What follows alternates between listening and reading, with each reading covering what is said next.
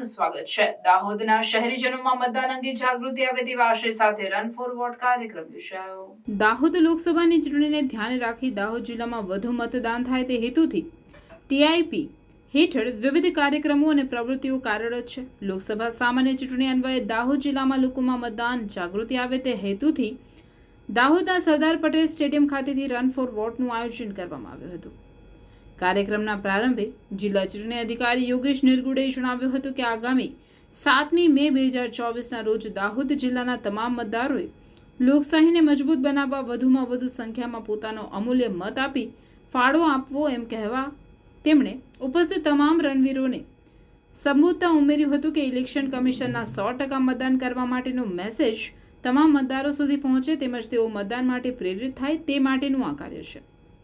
દાહોદમાં આવેલ સરદાર પટેલ સ્ટેડિયમ ખાતેથી જિલ્લા ચૂંટણી અધિકારી યોગેશ નિરગુડેએ લીલી ઝંડી બતાવી રન ફોર વોટ કાર્યક્રમનું પ્રસ્થાન કરાવ્યું। દેશના વિકાસ માટે મતદાન આપકા મતદાન લોકતંત્રની જાન, મતદાન એ મહાદાન તેમજ યુવા શક્તિના છે 3 કામ, શિક્ષણ, સેવા અને મતદાન જેવા મતદાન જાગૃતિને લગતા પોસ્ટર સાથે નીકળેલી run for vote city ground ખાતેથી પ્રસ્થાન થઈ યાદગાર ચોક, ભગીની સમાજ, એમવાય હાઈસ્કૂલ તેમજ વિશ્રામ ગૃહ થઈને ફરીથી સરદાર પટેલ સ્ટેડિયમ ખાતે આવીને સંપન્ન થઈ હતી।